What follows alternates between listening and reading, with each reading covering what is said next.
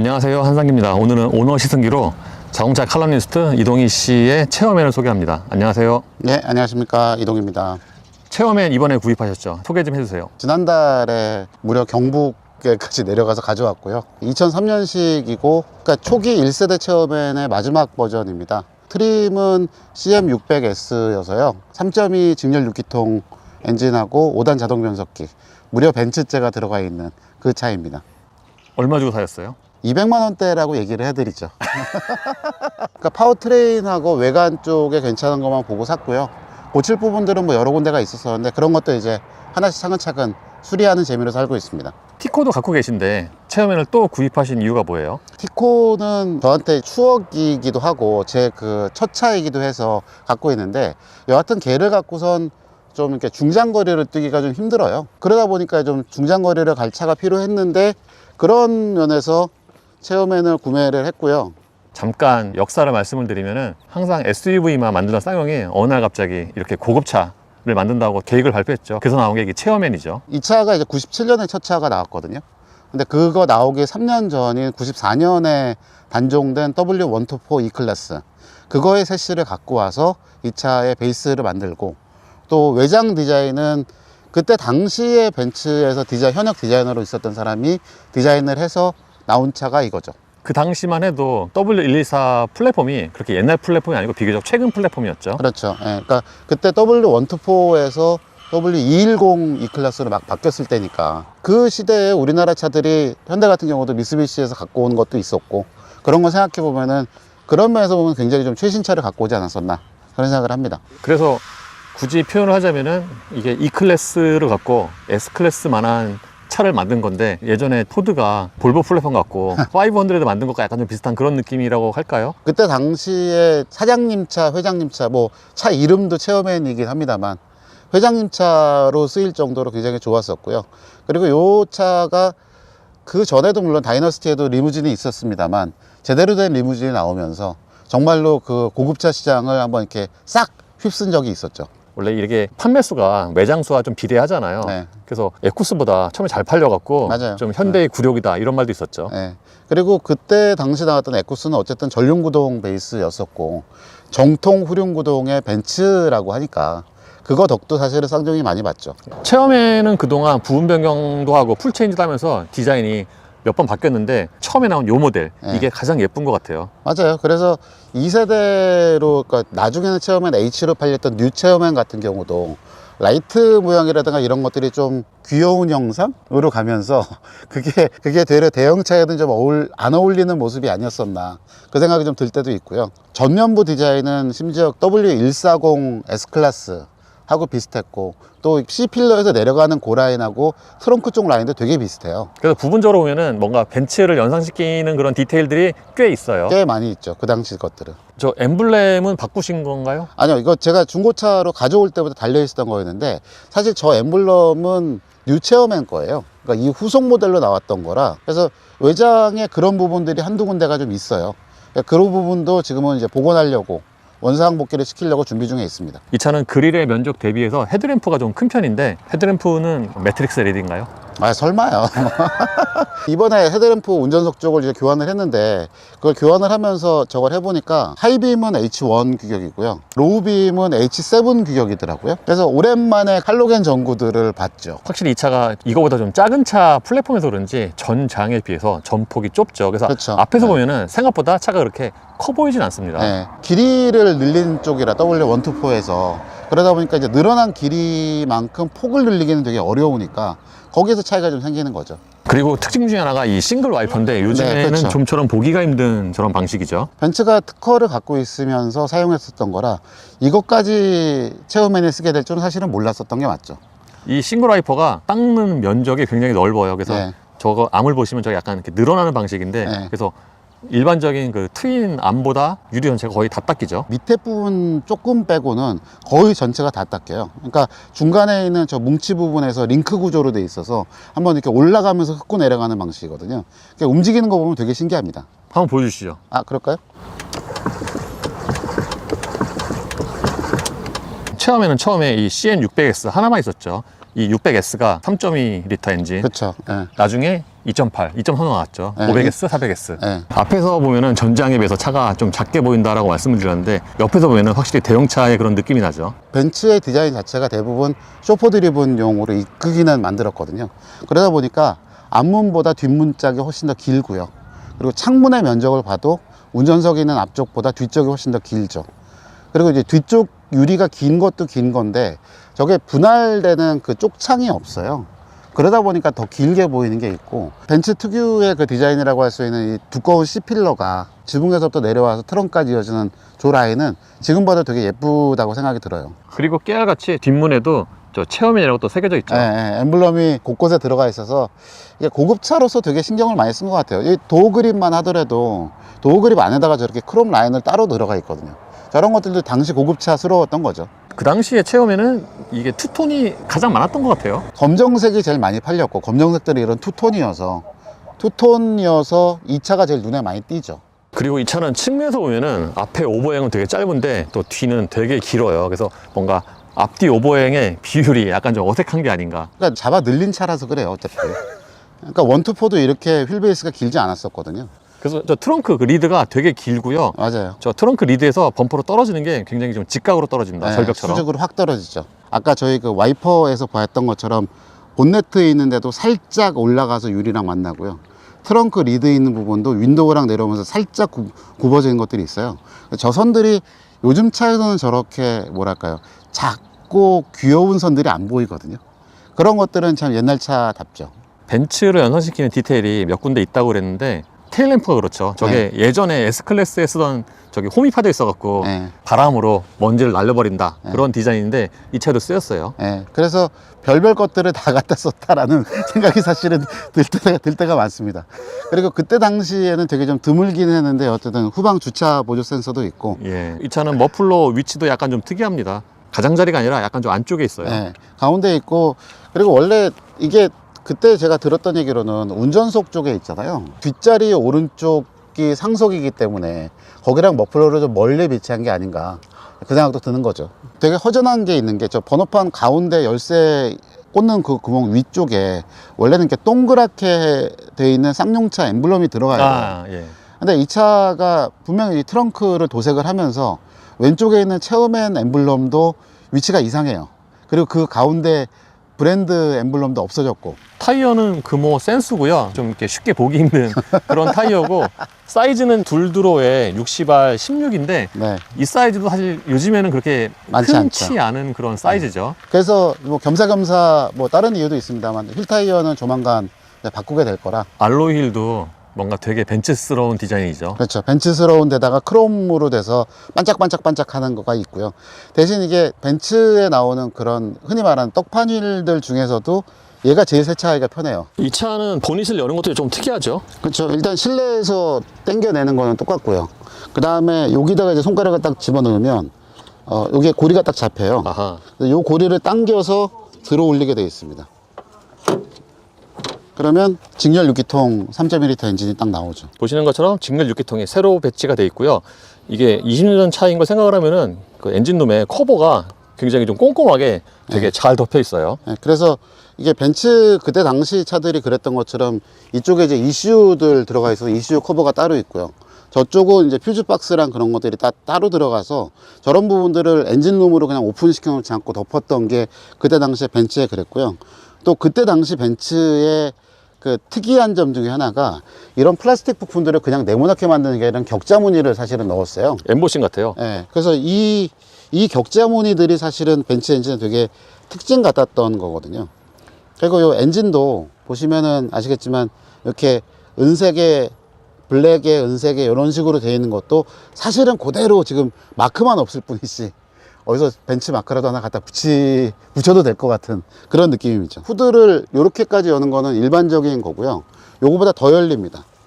저기에 보시면 약간 빨간색으로 푸시라고 있죠. 요게 살짝 내린 다음에 얘를 밀면 요 고리가 젖혀지면서 더 올라가요. 그래서 딱 수직 거의 90도로 쓰는 정도까지 올라가는데 이거를 이제 정비할 때 쓰라고 주로 이런 식으로 만들어 놓거든요. 근데 이렇게 열고 나면은 차가 굉장히 커 보이는 느낌이 있죠. 예, 꼭 이렇게 보닛이 90도로 열리니까 예전에 좀 클래식카 보는 좀 그런 느낌도 나네요. 그러니까요. 그래서 이게 저도 그때 정비소 갔다가 본 건데 그 차도 여기서 이런 올려놓고 이 상태에서 이렇게 작업을 하시더라고요. 체어맨의 실내는 저도 상당히 오랜만에 보는데 지금 다시 보니까 여러 가지 면에서 신선합니다. 되게 고전스럽죠. 이 당시에 리얼 우드라는 건 있을 수가 없었고요. 근데 스티어링 휠의 여기는 나무예요. 나머지 부분은 다 플라스틱으로 돼 있는 거고요. 지금도 마찬가지지만 고급차의 상징과 같은 아날로그 시계, 브랜드도 없는 전자시계가 하나 뜨커니 있고요. 그리고 이 차는 썬루프만 빠진 풀옵션이다 보니까 전자제어 서스펜션하고 요게 몇 인치나 될까요? 6인치 될까요? 5인치? 5.5인치?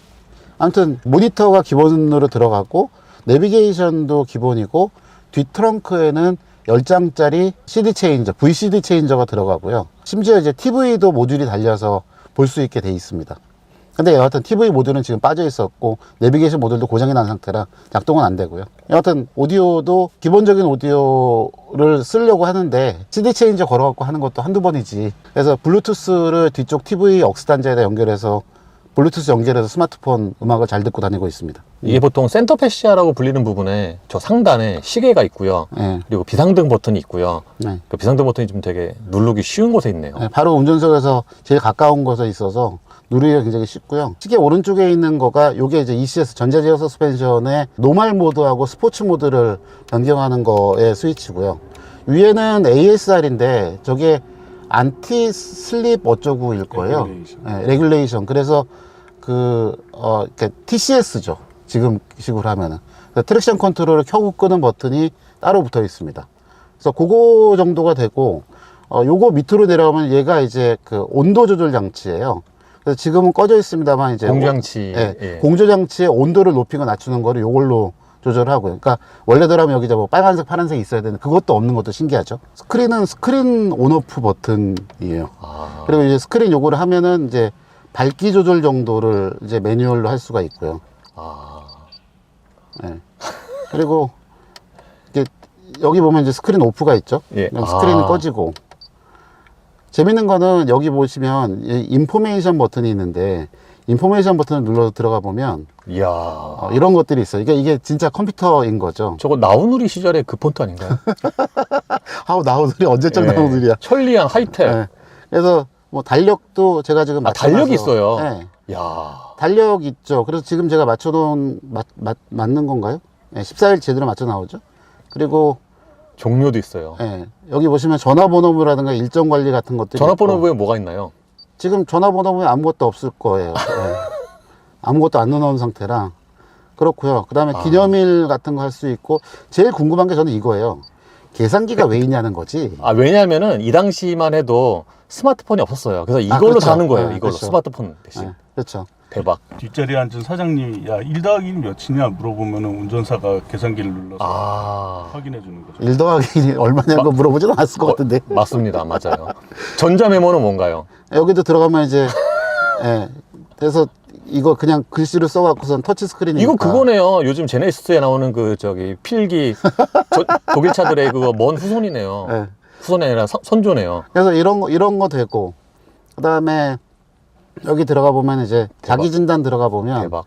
뭐 이제 에어컨이라든가 오디오라든가 자가 진단이 이런 아니고 것들, 자기 진단이네요. 예, 하고 내비게이션은 이제 없다고 나오죠 지금 현재. 아. 이제 뭐 이런 것들도 이제 합니다. 이 모니터에 내비게이션도 있었다면서요? 원래 내비게이션이 있었죠. 그래서 요 오른쪽에 보이시는 요 스위치들이 위치 지정하는 거하고 줌 지도 바꾸는 거 뭐 그런 것들. 예. 그리고 메뉴가 있는데 메뉴가 이제 뭐 목적지 설정이라든가 그런 것들을 했고 내비 버튼으로 원래 내비 화면이 되는데 내비가 연결되지 않았습니다. 생각보다 이게 그래도 되게 많이 작동이 돼요. 지금도. 이게 에어컨이 지금 오토가 있는 거죠? 네, 오토 에어컨 당연히 풀오토 에어컨 되고요. 그리고 뭐 외부 온도라든가 그다음에 AQS를 키게 되면 이제 내기 순환으로 자동으로 전환이 된다거나 그런 것들도 다 자동으로 당연히 되고요. 제일 재밌는 거는 이제 오디오를 저도 이제 억스를 연결해서 들으니까 뭐 여기서 조작은 안 됩니다만 이런 거 이 DSP나 오디오를 꺼놨군요. 오디오를 켜놓고 하면 DSP 모드로 하면 이렇게 이퀄라이저나 이런 것도 되고 와. DSP 모드로 들어가 보면 여기 보시면 바뀌죠. 티에터, 노말 이런 걸로 바뀌고, 그 다음에 필드 처치도 있어. 처치냐 스테디엄이나 그래서 이게 서라운드 모드인 거예요. 저 이퀄라이저는 진짜 굉장히 그 당시로는 그렇죠. 첨단이네요. 그리고 포지션도 뭐 운전석만 듣게 할 거냐, 앞 조수석이냐, 뒷 전체냐. 그리고 이제 디스플레이도 요 이퀄라이저의 모양을 어떻게 바꿀 거냐도 선택을 할 수가 있고요. 여기 보시면은 모니터 밑에 네모난 넣는 게 있잖아요. 저게 카세트 테이프 넣는 쏙 하고 겁니다. 들어갑니다. 요즘에 별로 없으실 건데 저게 넣으면은 음악이 나와요. 음악이 나오겠죠. 당연히 음악 듣으라고 만든 건데. 그러면 그 밑에 있는 건 이제 오디오 패널이죠? 네, 오디오 패널이어서 이게 라디오 선택하는 거고, 뭐 튜너로 해서 FM 라디오, FM1, FM2, 뭐 AM 이렇게 전환이 되고요. 그다음에 이게 이제 테이프 데크는 지금 없으니까 작동 안 하고, 예. CD로 넘어가면 당연히 뒤에는 CD 체인지가 작동을 하겠죠. 와. 아, 그리고 지금 여기서 이제 보여드리고 싶은 게 뭐가 있냐면, 스티어링 휠 리모컨이 여기 있어요, 밑에 쪽에. 근데 보시면은 이제 모드 변경하는 거, 그 다음에 오디오 파워 온오프 하는 거, 트랙 찾는 거랑 볼륨 조절하는 게 있는데, 특이하게도 외기온, 내기온 선택하는 버튼이 여기 있어요. 근데 이게 그런 거죠. 그러니까 운전하면서 사실 무슨 의미가, 여기서 이렇게 하는 거나 여기서 이렇게 하는 거나 무슨 차이가 있나 싶긴 한데, 이제 달리다가 이제 터널 같은 거 갈 때, 그때 이제 기사님께서 알아서 눌러주시는 거죠. 그러면 이제 내기로 전환이 돼, 외기로 왔다 갔다 하죠. 그래서 그런 것들도 여기서 조작을 했었죠. 근데 이제 최근에 이제 그 다이너스티를 구매한 후배 차를 보니까 그 차도 여기에 리모컨이 있더라고요. 기어 레버도 전형적인 벤츠의 디자인이죠. 벤츠가 그쵸. 한동안 굉장히 오랫동안 사용했던 이 스택 게이트 방식. 이게 은근히 사실은 편한 게 R에서 N으로 갔다가 D로 내려오잖아요. D로 가다가 굳이 이제 엑셀 페달 밑에 이제 킥다운 버튼이 있긴 한데, 그거 아니라고 하더라도 그냥 이렇게 툭 밀면 4단 되고 3단 되고 2단 되고 1단 되고, 이게 요 기어가 탁탁탁탁 들어가는 느낌이 되게 좋아서 사실은 운전하면서 자주 쓰고 있습니다. 엔진 브레이크를 걸거나 그럴 때도 자주 쓰고 있고. 그 옆에 보면은 WS가 있는데 저게 네. 윈터 스포츠 모드잖아요. 네. 근데 스포츠가 기본이에요. 아, 스포츠가 기본이고, 윈터 모드를 넣으면 이제 계기판에 딱 윈터라고는 표시가 되는데, 이때만 하더라도 뭐 이걸 조작한다고 해서 엔진이라든가 그런 게 바뀌는 게 아니라 그냥 변속기의 변속 패턴만 좀 달라지는 형식이라 그렇게 크게 차이가 나진 않습니다. 이걸 보면은 쌍용이 아직까지도 저 WS 저 버튼이 그렇죠. 요즘에 쌍용차에도 있는데 네. 징하게 우려먹는군요. 오래 쓰는 거죠, 정말. 그리고 이제 이쪽에는 이제 앞쪽 시트에 하이로우 열선 시트 들어가 있고요. 특이하게 얘가 이제 도어락 언락이 여기 있는 게 제일 좀 불편해요. 이렇게 옆에 있는 사람 내리거나 그럴 때 이제 이쪽에서 한참 호부적 하다가 여기 와서 여기 있지 그러고 이제 언락 누르고 락 누르고 이제 버튼을 하는 거고요. 와. 그리고 이제 핸즈프리 버튼, 핸드폰 버튼이 있죠. 그때만 하더라도 이어폰을 꽂아서 여기다 연결해서 사용을 했었던 때가 있었죠. 요 뒤쪽으로는 이제 요 슬라이딩 타입으로 되는 조그만 그런 이게 하나가 있고요. 요 센터 콘솔이 이제 보이실지 모르겠는데, 다른 내장재랑 다르게 얘가 좀 이렇게 광택이 별로 없잖아요. 아, 새 겁니다. 예, 맨질맨질하네요. 네, 새 겁니다. 바꿨어요. 요 부품 무려 11만 얼마짜리예요. 우와. 요 커버만. 근데 커버만 비싼 이유가 요게 이렇게 딱 열게 돼 있거든요. 새 건데도 스프링이 약해. 아, 이게 되게 특이하군요. 네. 그러니까 이게 보통은 이게 열리는데 네, 이것도 얘는, 열려요. 그러니까 네. 얘는 일단 이 위에 상단에 이거 눌러서 네, 조그만 오픈하는 게 따로 있는 거죠. 아, 요게 은근히 편한 게 예. 지갑이라든가 뭐 그런 조그만 것들 넣어놓기가 되게 편해서. 딱 좋은데요. 이게 딱 네. 핸드폰 하나 들어가는. 네. 그 공간이 되게 좋아요. 그리고 지금 보시는 것처럼 엔진이 정지된 상태로 장시간 동작 시 배터리가 방전될 위험이 있습니다. 경고도 잘 해주고. 첨단이네요, 진짜. 네. 그리고 얘도 열면 안쪽에 이렇게 딱 구획이 정해져 있어요. 그리고 고급차라는 게 맞는 게 여기에 안쪽이 벨벳 소재거든요. 그렇죠. 그래서 이렇게 뭐 동전 굴러다니는 소리라든가 그런 거 안 나고, 여기도 칸이 딱 나뉘어져 있어서 작은 것들 여기다 올려놓기 편하고요. 근데 재떨이가 C가잭은 당연히 있는데, 재떨이가 이제 요 레버를 이렇게 옆으로 젖히면 팅 하고 올라와요. 아, 그래서 이제 뽑아서 치울 수가 있는 거죠. 이런 것도 사실은 그냥 기계식으로 되는 게 아니라 고정을 할 수 있게 딱 만들어 놔서 나름 고급차라는 게 티가 팍팍 납니다. 룸미러 얘기를 안 할 수가 없는데 네. 이게 비싸다면서요. 비쌉니다. 요 부품하고 그냥 데이앤나이트 ECM인 거는 맞는데 요게 전동 조절이에요. 그래서 여기 제가 운전석에 있는 좌우 사이드미러 조절하는 버튼을 누르면 와, 예. 이거 벤틀리도 없는 거 아닌가요? 요즘엔 되려 이걸 조절하는 게 없더라고요. 네. 이게 1세대 구스에서도 이 룩미러를 저 사이드미러 조절하는 레버를 가지고 아, 전동 그래요? 조절하는 기능이 있기는 했었어요. 예. 근데 그 당시에도 거의 없지 않았나요? 흔치는 않았죠. 네. 일단 쌍용 자동차 순정 부품으로 새 거는 없고요. 이것도 폐차장 유통하는 부품상에서 사서 그래서 사실은 구입을 해서 교환을 했죠. 이거 교환하려면 여기까지가 다 일체거든요. 이것까지 다 통으로 뜯고 얘 뜯어야 이 안쪽에 배선이 있어요. 그래서 생각보다 큰 작업이었습니다, 이게. 이게 31만 원인가 그런데 네. 그러면 ECS 댐퍼 하나와 거의 비슷한 거네요. 그렇죠. ECS가 앞쪽이 좀 비싸서 원래 새 거가 한 45만 원 정도 하고 뒤쪽이 30만 원대로 알고 있거든요. 그거 하나 값인 거죠. 미러 하나가. 와, 그리고 이제 요즘 차에 또 역시 잘 없는 것 중에 하나가 이 선바이저인데 선바이저가 2단이죠.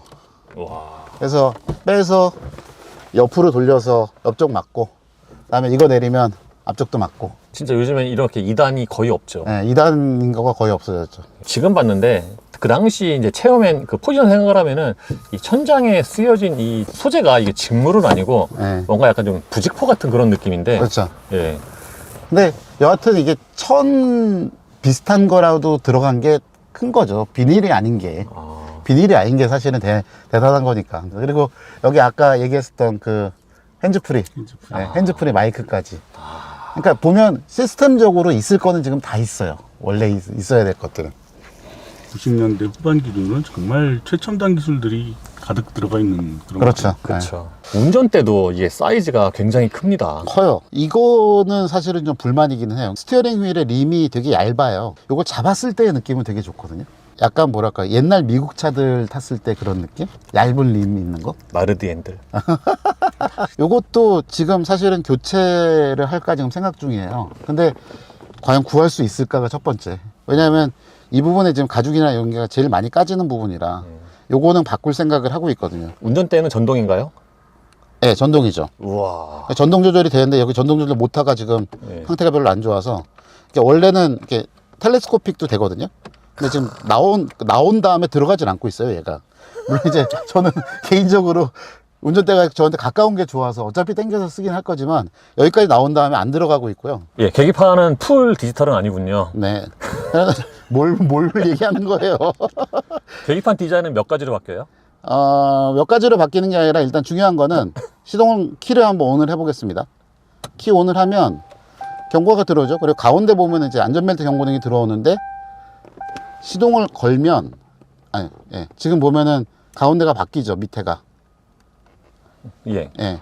저게 차 자체 시스템 점검을 쭉 하는 거예요. 아, 그래서 OK가 뜨면 차 상태가 정상이라는 거죠. 그러니까 저 트릭 컴퓨터가 들어간 것도 얘가 처음이었었어요. 맞아요. 예. 네. 나중에 체험에는 디지털 속도계도 들어갔는데 이 초기형에는 이제 그게 없었죠. 네, 그런 게 없었죠. 그리고 저 폰트라든가 저게 굉장히 큼직큼직합니다. 큼직큼직해요. 연료 게이지 이런 거 예, 보면. 예, 예. 국내 실정에 맞게 고쳤다라는 걸 알 수가 있는 게 오리지널 벤츠에서는 계기판에 시계가 들어가 있었죠. 그렇죠. 예, 예. 근데 시계가 들어가 있었는데 체험면으로 오면서 여기서 이제 그 구성이 바뀌어서 시계는 센터페시아로 오고 이제 엔진 회전계, 속도계, 그리고 수온계랑 연료 1단계 이렇게 나눠지는 이제 그런 구성으로 바뀌었죠. 그리고 이제 가운데 부분에 있는 저 지금 벗기고 있는 저 부분도 이제 트립 미터 기능이 있어서 트립 미터 기능 같은 경우도 이제 트립을 A, B를 같이 보거나 그 다음에 A만 볼 수 있거나 뭐 B만 볼 수 있거나 이런 식으로 조절을 할 수가 있죠. 그러니까 이게 옛날 차라고 생각을 해보면 저 트립 미터 A, B를 갖고선 사실은 주행거리라든가 뭐 목적지까지의 거리라든가 이런 것들을 저걸로 계산을 했거든요, 머릿속으로. 그러니까 내비게이션이 없던 시절이니까 당연히. 그래서 저걸 보고선 여기 내가 A까지 첫 목적지까지가 몇 킬로였으니까 두 번째 목적지까지 몇 킬로니까 몇 킬로 남았다. 이런 것들을 이제 계산해서 썼던 게 있었죠. 글로우박스가 뭔가 약간 좀 높은 곳에 있네요, 위치가. 네, 높은 곳에 높은 데다가 요거 열어봐 주실래요? 아, 여기가 볼펜 같은 거 넣기가 사실은 되게 좋아요. 그래서 이렇게 흔들리지 않게 이 안쪽도 여기도 벨벳이거든요. 소리 안 나게 이게 뚜껑까지도 그렇게 다 만들어 놨고, 그 다음에 요거 보면은 이제 트렁크 버튼. 네, 트렁크 버튼. 이게 근데 트렁크 버튼은 원래는 도어에 있어요. 예. 근데 이거는 얘를 눌러 놓으면 뭐냐, 그러니까 눌러 놓은 상태가 언나 이거 빼놓으면 어떻게 되냐면 이걸로 안 열려요. 이쪽 버튼으로. 그러니까 무슨 얘기냐면 이걸 해놓고 얘를 키로 잠가 버리면 트렁크를 열 수가 없게 되는 거죠. 그러니까 발레를 맡겼을 그렇죠. 때. 발렛 예. 모드가 되는 거죠. 아. 그러니까 요즘 차들이야 사실은 그냥 여기서 띡띡띡띡 해갖고 발렛 모드, 비비 모드 설정하고 하는데, 옛날에도 발렛 모드용으로 있었던 이게 있었던 거죠, 여기에. 제가 아까 1열과 2열을 번갈아 타보니까 확실히 이 차는 슈퍼 드리븐이어서 운전석에 앉으면은 딱 기사의 느낌이에요. 네, 그렇습니다. 시트가 좌판이 되게 짧아요. 네. 그래서 아까 뒷자리에서 못 보여드린 것들이 몇 가지가 있는데, 일단 운전석 도어를 보시면 메모리 시트 기능 당연히 있습니다. 그래서, 3인분. 네, 3명치를 세팅을 할 수가 있고요. 스톱은 뭔가요? 스톱이 아마 이 그 자동 오토 릴리즈 될 때 아. 그것도 세우는 기능일 거고요. 파워 폴딩 미러 되고요. 그 다음에 좌우 미러 다 전동식이고요. 근데 원터치 유리는 1열밖에 안 운전석만 돼요. 됩니다. 아, 이건 말도 안 돼. 그래서 여기 보시는 것처럼 이제 여기 이제 이지 액세스 버튼이 있잖아요. 요거를 이제 눌러 놓으면 그게 이제 타고 내릴 때마다 시트 빼주고 핸들 운전대 올려주고 하는 것들을 거기서 컨트롤을 하죠. 그러니까 이지 액세스가 여기 있군요. 네. 그러니까 이게 전자식으로 뭔가 메뉴에서 설정하는 게 아니에요. 다 스위치예요. 그리고 그 아래쪽으로 이제 여기에 이제 트렁크랑 연료 주입구 여는 게 있고요. 제가 이 차 사고선 저도 기억이 가물가물해서 몰랐던 거였는데, 이 부분이 천으로 돼 있어요. 여기랑 그 안쪽까지, 안쪽은 아닌데 이 바깥쪽까지는 천으로 돼 있어서 이게 타고 내리면서 발이 닿아도 되게 부담이 없어요. 아니 근데 지금 만져보니까 도어 트림 안쪽에 이게 플라스틱도 이게 느낌이 약간 부드럽네요. 예, 그냥 싸구려 플라스틱이 아니에요. 여기 이쪽에 있는 스위치들이 아까 말씀드린 그 스티어링 휠 그 틸팅하고 그거 조절하는 버튼이고, 안개등, 계기판 조명 밝기, 그 다음에 뒤쪽에 있는 햇빛 가리개, 그리고 요게 그 앞승객석, 그러니까 조수석을 앞으로 밀고 당기고 하는 그 버튼입니다. 그래서 원터치로 릴리즈가 원상복귀가 원터치네요. 그래서 이게 생각보다 많이 앞으로 굉장히 많이 오는 데다가 요 헤드레스트가 되게 특이해서 얘를 이제 딱 딸깍하면 열리거든요. 그럼 얘가 이렇게 밑으로 내려가요. 그래서 이제 뒤쪽에 타신 분들 VIP 분의 시야를 확보를 해주는 개념이 되죠. 그렇죠. 사장님이 시야를 또 가리면 안 되니까. 그렇죠. 그래서 얘를 다시 이제 원상복귀를 시키면 위쪽 버튼 한번 눌러 놓으면 이거 원터치. 가는 거는 원터치로 가요. 그리고 얘가 있는 것 중에 하나가 당연히 듀얼 에어백 기본으로 들어가고요. 그 다음에 측면에 SRS 에어백. 사이드 에어백이 시트에 들어갑니다. 커튼 에어백은 없는데 앞좌석 사이드 에어백이 들어갔다는 것도, 이것도 대단한 일이었죠. 요추는 이걸로 가나 보죠, 레버. 네. 그리고 나머지는 다 전동이고. 전동 조절이죠. 확실히 오래된 차답게 좀 시트가 울어있는데 가죽에 뭘 바르신 거예요? 굉장히 지금 미끄러운데. 아니요, 바른 건 아니에요. 이 차는 일단 도어가 크게 열리네요. 슈퍼 드리븐답게. 그리고 뒷문이 큰 상태에서 열리니까 훨씬 되게 많이 열리고, 그리고 창문 문을 잠깐 닫아보면, 그러니까 이게 없는 게 되게 좋아요. 이게 없어서 여기서 딱 보면 이만큼이 그냥 확 튀어져 있는 느낌이 있어서 뒷자리에 앉았을 때 개방감이 되게 좋습니다. 제가 아까 앉아보니까 주먹이 한 2개 반 정도가 들어가는데 이 정도면은 2열 공간도 괜찮은 것 같아요. 그리고 시트 밑으로 발도 들어가서 되게 편하게 갈 수 있어요. 결정적으로 1열보다 2열 시트가 훨씬 편하고 쿠션도 부드럽고 더 말랑말랑하죠. 크고 그렇습니다. 심지어 이 차가 2열 시트도 각도 조절이 되죠. 여기 있는 리모컨 버튼으로 누르면 이제 제 쪽 시트를 이제 빼보겠습니다. 그럼 이제 앞으로 쭉 나가죠. 그러니까 이게 기본 각도도 좀 누워 있는데 더 누일 수가 있어요. 더 누일 수가 있고요. 그래서 이게 VIP용이라는 거가, 사실은 이거는 지금 요 시트만 나가거든요. 근데 오른쪽 거를 조작하면 오른쪽 시트랑 암레스가 같이 나가요. 예. 그래서 이게 사실은 굉장히 많이 젖혀지는 데다가, 심지어 여기서 이제 보시면은 앞 시트도 눌러서 움직여 버릴 수가 있죠. 그러면 이제 뒷자리에서 모든 거를 다 컨트롤하는 상태가 되고요. 여기 뒤쪽에 좀 지저분합니다만 이제 오디오 컨트롤도 다 여기서 되고요. 그러니까 그 당시 차로는 여기 컨트롤 여기가 굉장히 화려하네요. 화려해요. 그리고 여기 보이시는 것처럼 뒤쪽에 이제 블라인드. 전동 블라인드도 오르락내리락 할 수 있게 만들어 놓고요. 그리고 여기 보시면 재밌는 게 오디오 억스 인풋 단자가 있어요. 이건 비디오 게임 같은 거 사실은 연결해서 할 수 있게 비디오도 들어가거든요. 왜 만들어졌는지는 모르겠습니다만 여하튼 들어가서 뭐 요즘 차들이야 이렇게 뭐 블루투스로 적외선으로 이어폰 꽂아서 한다지만 여기 3.5mm 잭 꽂아서 살 수 있게 만들어 놓은 거고요. 오디오 파워를 킬 수가 있고 네. 볼륨 조절 스캔할 수가 있고 등등. 그쵸. 볼륨도 올렸다 내렸다 할 수 있고 CD 체인저로 지금 돼 있으니까 CD 체인저에 그것도 다 바뀌죠. 그리고 여기에 수납 공간에 더 있고요. 네. 컵홀더는 여기 앞쪽에 있습니다. 네, 앞쪽에서 굉장히 귀여운 컵홀더가 튀어나오죠. 그러니까 이 차가 2열 위주인 걸 생각을 하면은 또 이게 컵홀더 너무 되게 잘 작아요. 가요. 이게 예. 너무 작아요. 이 뚜껑이 여기 손잡이가 있어요. 그래서 이게 그냥 이게 없으면 이거를 이렇게 잡고선 해야 되는데 그게 아니라 이 손잡이를 잡고선 닫을 수 있게 돼 있습니다. 그리고 이게 확실히 한국형 쇼퍼 드리븐인 게 시트 뒤에 저렇게 또 네. 손잡이가 있어요. 이 손잡이도 되게 크고요. 예. 그다음에 여기 이 손잡이도 되게 커요. 그렇죠. 그리고 여기 보이시는 것처럼 거울과 조명이 달려있는 거울도 심지어 있어서 그러니까 저기 손잡이는 보통 저렇게 큰 거는 본 적이 별로 없는데 뭔가 이렇게 잡기 되게 쉬우라고 네. 크게 달아놨습니다. 네. 그리고 이제 뭐 자잘한 겁니다만 이런 옷걸이 같은 것도 저는 이게 처음에는 플라스틱인 줄 알았거든요. 근데 자세하게 보시면 이것도 뭔가 플라스틱 위에 벨벳 같은 게 이렇게 씌워져서 되게 부들부들한 소재예요. 그리고 얘도 그냥 이렇게 열리는 게 아니라 스프링으로 돼서 이렇게 딸깍하고 열리고 딸깍하고 닫히거든요. 되게 세세한 부분에까지 고급스럽게 만들었던 차라고 느껴지죠. 통풍구는 또 되게 작아요. 네. 딱 여기 그러니까 비필러였고 여기에만 있습니다. 네. 여기도 또 조명이 있어요. 네. 근데 이게 좀 아쉬운 거는 요게 작은 거는 작은 건데 여기로 나오는 바람은 되게 세게 나와요. 그래서 생각보다 뒷자리도 되게 금방 시원해집니다. 그리고 옛날 차답게 이렇게 잿더리가 있는데 잿더리 치고는 또 굉장히 용량이 커요. 커요. 그리고 2열 승객을 위해서 이렇게 네. 수동 블라인드가 블라인드도 있고요. 있죠. 예. 유리도 이 정도면은 별로 안 두껍네. 이게 유리 당연히 싱글이지. 네. 이게 듀얼이겠어요? 예, 일중 접합. 요 손잡이 같은 경우도 이렇게 이거 딱 접어버릴 수 있게 되어 있는 것도 되게 디테일해요. 근데 2열 도어 트림에는 없네요. 포켓이. 포켓 없습니다. 예. 네. 이 차는 트렁크 쪽에 열린 버튼이 없어요. 앞에서 열어야 돼요. 대신 그 키로는 열 수 있습니다. 이렇게 여는 거는 이제 반자동으로 열리고요. 닫는 건 수동입니다. 놀랍게도. 네. 닫아주세요. 닫으라고요? 시계. 이 차가 차 크기 대비해서 트렁크가 아주 그렇게 큰 것 같진 않아요. 네. 그래서 이게 폭이 일단 기본적으로 좁다 보니까 예. 그런 것들이 좀 있고 대신 이제 휠하우스가 안쪽을 별로 안 차지한 거는 있어요. 그러니까 그래서 이 차가 뒤에 길게 빼면서 네, 이게 긴 거죠. 이게 예. 뒤쪽이 긴 거죠. 그래서 이쪽 공간 저쪽 공간이 되게 넓게 돼 있어서 홀백을 실으면 그냥 이렇게 실을 것 같아요. 옆으로 그냥 실어버릴 수 있을 것 같고. 그러고 보니까 뭔가 골프백을 위한 늘리기가 아닌가. 맞아요.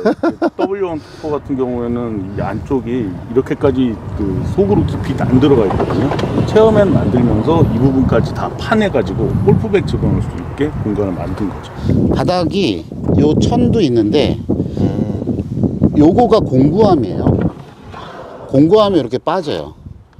그래서 이 공구함이 저도 이거 열어보고선 좀 놀랬던 게 되게 알찬 구성으로 되어 있습니다.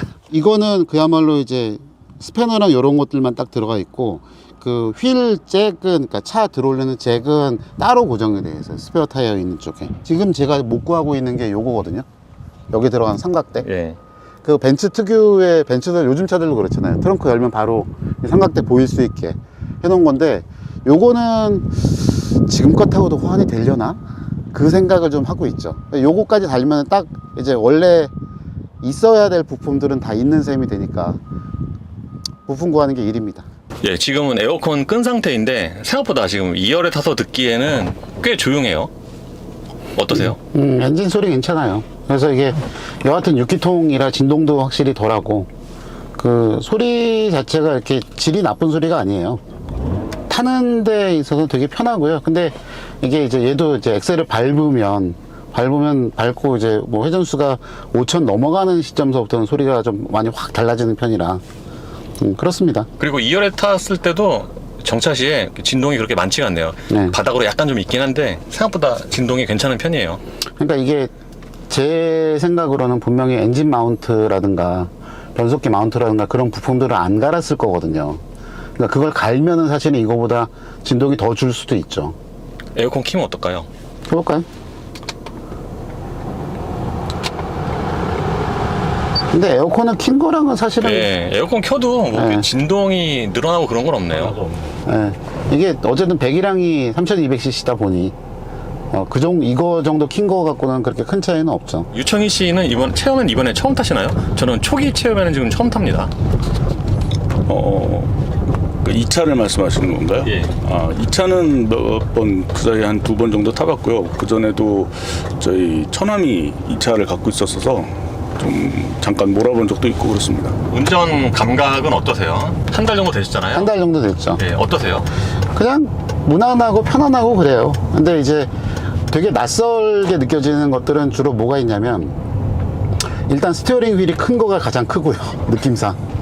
그래서 여기 이렇게 봤을 때 이런 폭이라든가 이런 거는 전혀 그렇게 큰 차라고 느껴지진 않는데, 이것 때문에 차가 되게 크다는 느낌이 들 때가 많고요. 그 다음에 두 번째는 타이어예요. 60 시리즈 타이어를 타본 지가 굉장히 오래가 돼서, 가뜩이나 얘는 또 스티어링 휠이 레겐피니언이 아니라 그 볼로트 방식이거든요. 리서큘레이팅 볼. 네, 그래서 그 방식이니까 그것도 좀 느린 반응이 있는 데다가 타이어, 그렇죠. 그러니까 전체적으로 뭔가 좀 이렇게 바닥하고는 좀 떨어져 있는 느낌이 들기는 해요. 그러니까 이게 조종성에서는 뭔가 좀 부족한? 너무 물렁한? 그런 느낌이 드는데, 딱 한 번 저도 이제 이 차를 대리운전 불러서 뒷자리에 타본 적이 있거든요. 아우, 세상 없이 좋아요. 참고로 지금 이 차가 ECS가 고장이 난 상태죠. 그렇죠. 네, 그래서 차가 좀 단단하다면서요. 네, 순정 상태보다 훨씬 더 단단하고요. 뭐 여기서 아까 말씀드렸던 ECS 버튼 눌러서 스포츠 모드로 간다 해서 별 차이가 없는 걸로 봐선 그냥 이게 스포츠 모드 상태인 것 같아요. 예, 지금도 저기 둔떡 지날 때 쿵쾅 하잖아요. 네. 그러니까 보통 제가 기억하는 체험에는, 특히 이제 2세대 체험에는 굉장히 부드러웠는데 네. 지금 이 차는 상당히 단단한 상태입니다. 네, 뭔가 서스펜션 튜닝을 한 것 같지만 차는 정신을 못 차리고 여기저기 방황하는 그런 상태가 됐죠. 그리고 확실히 이 차가 2열 중심이라는 게, 제가 1열에 아까 동마저석에 탔다가 2열에 타니까 승차감이 훨씬 편해요. 그렇습니다. 2열 승차감 어떠세요? 전에 탔던 차들과 비교를 해보면은 약간은 뭔가 좀 단단한 느낌? 좀 그런 것들이 있어요. 근데 이게 원래 이런 건 아니고, 서스펜션 상태가 좋지가 않아서 좀 단단하게 느껴지는 거지, 정상 상태라 그러면은 아직도 좀 되게 편안한 그런 승차감이 될 거라고 그런 생각이 듭니다. 저는 딱 이 차 2열 타면은 진짜 이 차가 쇼퍼 드리븐이구나 하는 생각이 들어요. 왜냐면은 2열 중심인 차는 딱 특유의 그 분위기가 있거든요. 그래서 1열 시트보다 일단 시트 자체가 훨씬 더 크고 안락하고 쿠션도 있고 그래갖고 딱 뒤에 타면은 진짜 최소 사장님 같은 그런 분위기예요. 저도 이제 이번에 이거 리뷰 같이 하면서 번갈아 가면서 이렇게 앉아보면서 느낀 건데, 확실히 2열 시트가 푹신하고 편하긴 하네요. 예. 심지어 헤드레스트도 요즘에 비싼 헤드레스트 그건 아닌데, 뭔가 딱 목 뒤를 제대로 좀 받쳐주는 좀 그런 느낌이고. 그리고 그 헤드레스트 이렇게 앞으로 당겨서 고정도 됩니다. 예. 그래서 네. 되게 편해요, 목이. 이 차가 좀 오래된 차인 거 생각을 하면은 저속에서 변속기 충격이 거의 없네요. 네. 제가 가서 차 보면서 딴 거는 모르겠는데 파워트레인 쪽은 되게 좀 꼼꼼하게 좀 봤어요. 그래서 파워트레인에 특히 뭡니까, 그 엔진하고 변속기의 소리나 그런 것들을 기본적으로 많이 보고 확인해 보고선 갖고 왔던 차라, 그쪽이 사실은 고장이 나거나 문제가 있으면 진짜 크거든요. 그렇죠.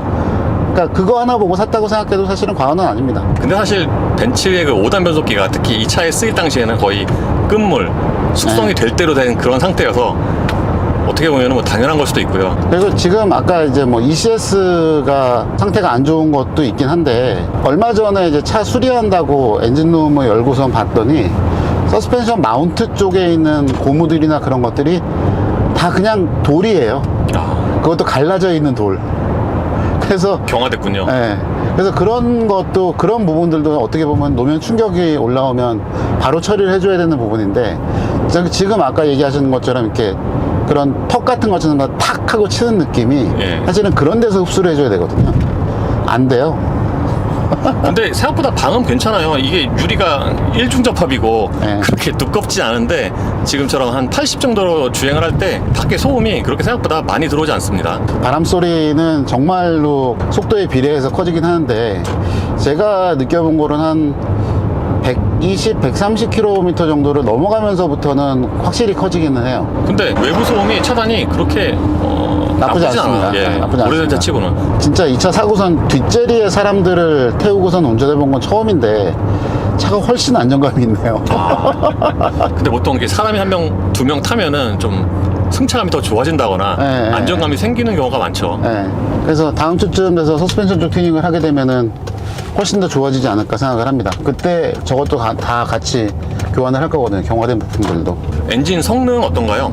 엔진 성능 좋습니다. 기본 배기량이 있어서 평상시 다닐 때는 2100rpm 그 정도에서 왔다 갔다 하거든요. 물론 이제 기어 변속기가 5단이다 보니까 뭐 시속 100km 정도로 주행을 할 때 뭐 한 1800에서 2000rpm 정도? 그러니까 요즘 차들하고 비교해보면 좀 높은 편이기는 해요. 근데 5단 갖고선 커버를 하려니까 그럴 수밖에 없다는 생각이 드는 거고요.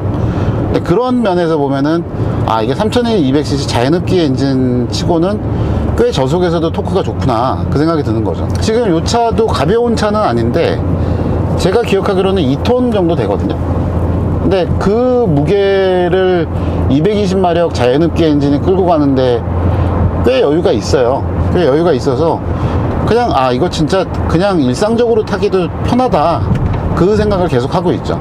3.2 220마력이면은 요즘 기준으로 리터당 출력이 꽤 낮은 편인데 저 옛날에 탔던 그 S320이나 네. 2320 그 생각을 해보면은 그냥 꾸준하게 좀 잘 나갔어요. 네. 무난하게.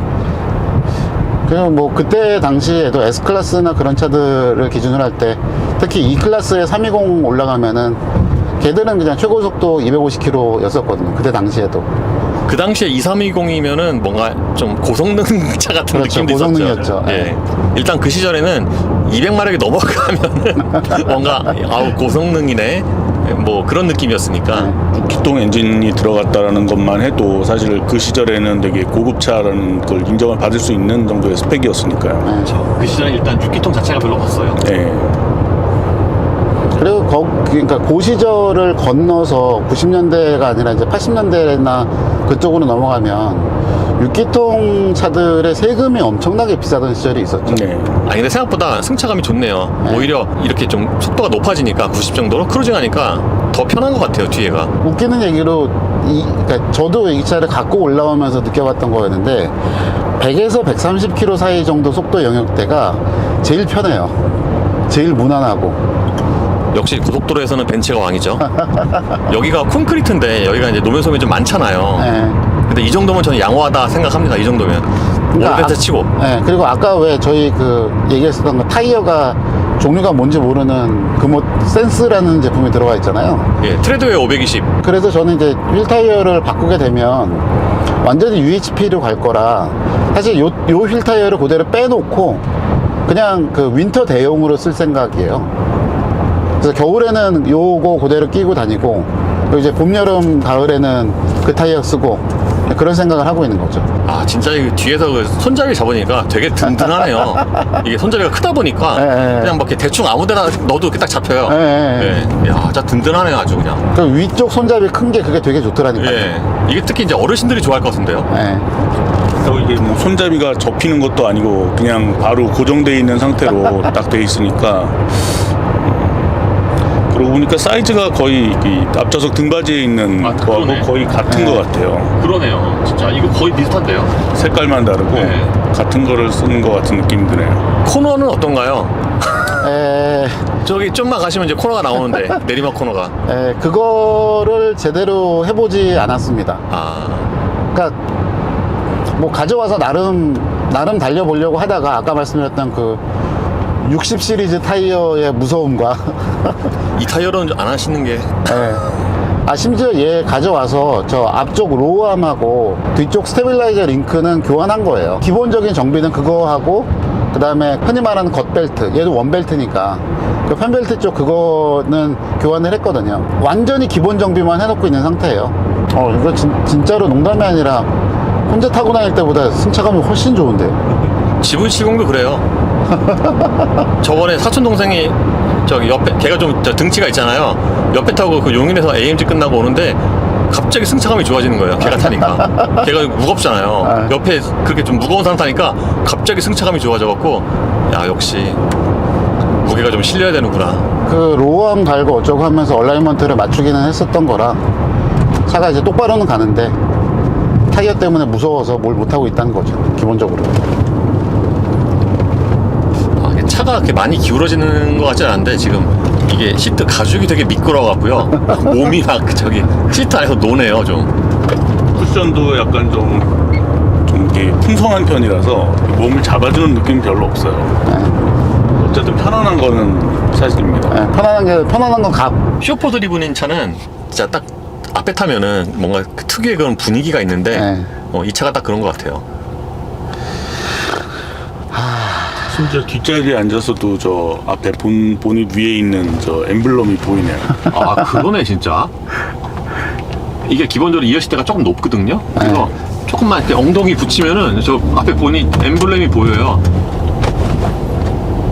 아니 근데 ECS 고장 났는데도 이 정도면은 저는 괜찮다고 생각이 됩니다. 이 정도면 20년 된 차가 훌륭하다 이 정도면. 그렇죠. 예. 그래서 다시 한번 얘기하지만 서스펜션 튜닝을 했을 때 과연 어떤 효과를 보여줄 것인가가 더 기대가 되고 있습니다. 혹시 그 후기에 나온 에어 서스펜션은 어떻게 레트로핏이 안 되나요? 될 것 같기는 한데 워낙 그거가 고장이 났을 때의 현상이라든가 대책이 없죠. 네, 대책이 없어서. 그러면 진짜 체험에는 시대를 앞서간 차였네요. 에어 서스펜션도 있지. 후기형은 진짜 2열에 온갖 편의 장비가 다 들어갔었거든요. 네. 따지고 보면은 또 이 체험이 단종된 지가 그렇게 오래되지 않았습니다. 한 5년 전? 그렇죠. 맞죠. 네. 얼마 안 됐어요. 네, W가 단종된 게 그렇게 됐죠. 처음엔 H가 뉴 클래식 거기까지가 이제 이 W124의 셰시를 이어받은 거에 마지막이었던 그렇죠. 거죠. 근데 사실 보면 얘하고 그 H 모델하고 길이가 10cm가 차이가 나거든요. 걔가 10cm가 더 길어요. 그런 차를 하이오너라고 과연 할 수가 있을까? 그러니까 편의 장비를 좀 빼고. 네, 그거 많이 빠졌었어요. 그거. 뒷좌석 편의 장비가 한참 이제 체어맨 시리즈가 나오는 동안에 계속 업그레이드가 되다가 이제 체어맨 W가 나오고 체어맨 H를 아래급으로 놓으면서 뒷좌석 편의 장비를 싹 걷어내 버렸죠. 네.